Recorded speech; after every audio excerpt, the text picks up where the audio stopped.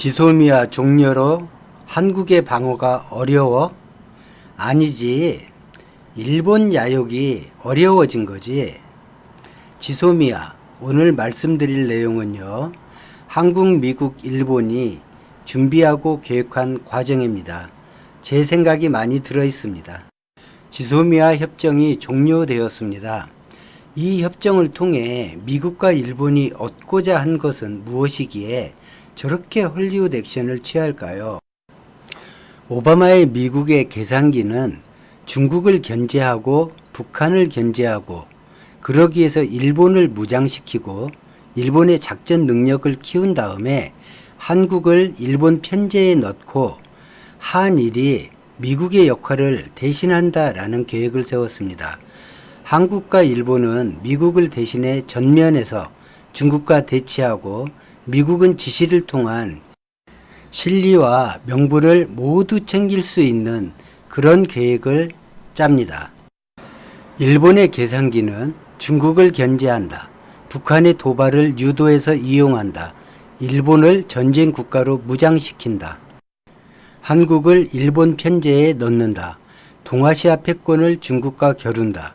유사시 주한미군을 대신한다. 일본은 군사적으로 한국을 휘하에 둠으로써 동아시아 패권을 차지할 교두보를 마련할 수 있습니다. 한국의 계산기, 정신이 없었죠. 순실이가 구속되어 지시도 못 받았고 이러려고 대통령이 했나 고민하던 때였죠. 계엄령을 검토한 군 장성도 있었고요. 지금 미국에 있죠. 냉정한 판단을 하기보다 미국의 요청을 받아주고 미국의 도움으로 정권 연장을 꾀하지 않았나 생각하고 있습니다.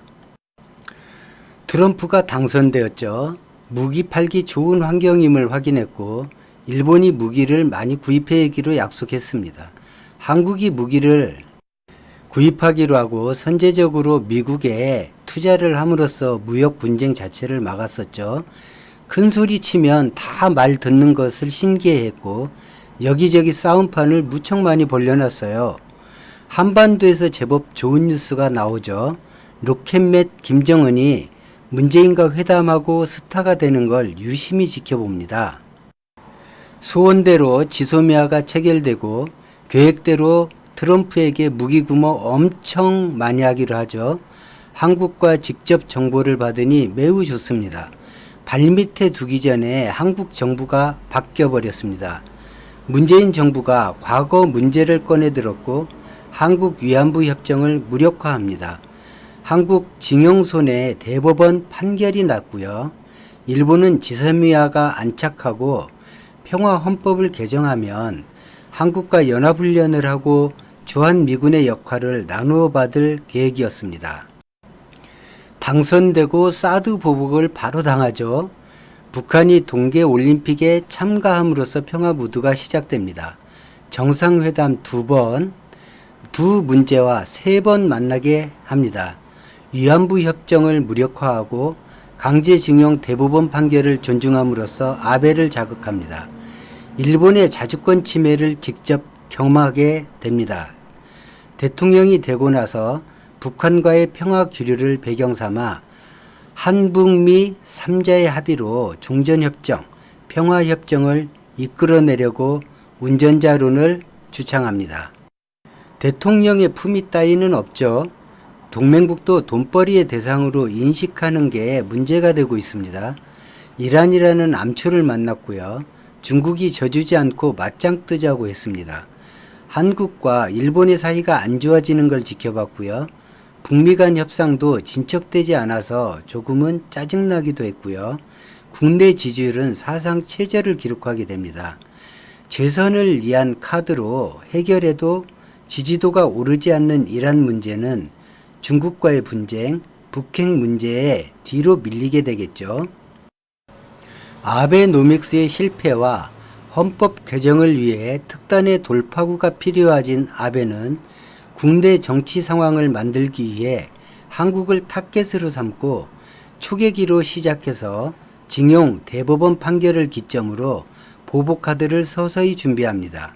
식민 지배의 의식이 강한 한국이 일본의 반도체, 전자산업을 몰락하게 만들고 향후에는 일본 경제를 추월할 거라는 위기감이 팽배해졌기 때문입니다. 남북 화해 무드 외엔 대외적으로 안 좋은 일만 계속 발생합니다. 미중 무역전쟁으로 경기는 더 위축되고 고질적인 국내 정치의 반목은 정부의 추진력을 감소시킵니다. 일본의 모종의 음모 정보를 확인하고 정부는 나름 준비하기 시작합니다. 일본의 강력한 참여 희망에도 문재인 정부는 남북미 틀에서 일본을 철저히 배제시킴으로써 일본의 자존심을 상당히 건드렸습니다.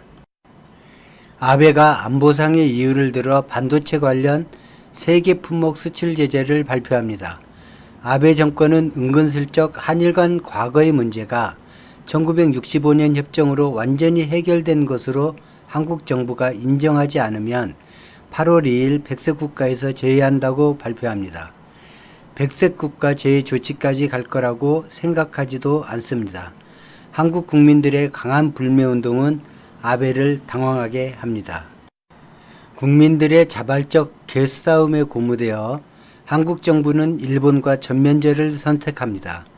국내의 혼란을 수습하는 데 총력을 기울이는 한편 일본의 먹잇감이 되어주는 보수 언론에 강한 경고를 보내고 국민들은 야당에게 국익에 우선할 것을 요구합니다. 침착한 대응으로 국내 혼란을 최소화하는 데 성공합니다. 기업과 적극적인 소통으로 기업들의 자신감을 키워주게 됩니다. 그렇게 시간이 흘러 백색국가 제외가 발표되고 지소미아에 대한 결정을 한국 정부가 하게 됩니다. 지소미아 파기를 결정하고 발표를 합니다. 국민들의 반응은 의외로 좋았습니다. 마땅하게도 야당과 보수 언론에서는 국익을 해치는 아주 해로운 결정이라고 반발을 합니다. 무역 분쟁 후 세계 각국에서 한국의 협력 의사를 타진해 옵니다. 이에 한국 정부는 많은 자신감을 갖게 됩니다. 영국과 이스라엘과 FTA를 체결하여 일본이 강점으로 가지고 있는 상당 부분을 희석시킬 수 있었습니다. 지소미아 종료로 일본 주도의 미일의 동아시아 구상이 깨집니다. 아베가 지원 사격을 요청합니다. 요청은 곧 돈이라는 공식이 발동되고 중국에 못 팔던 옥수수를 거래하기로 하고 참모진을 동원합니다. 자신은 북핵 문제에서 문재인을 자극하기가 어렵기 때문인데 주변 참모진을 동원시켜 아베가 곤란해진 일본 내 입지를 지원하게 됩니다. 지소미아 종료로 일본의 동아시아 장기 플랜에 커다란 장애가 발생했습니다.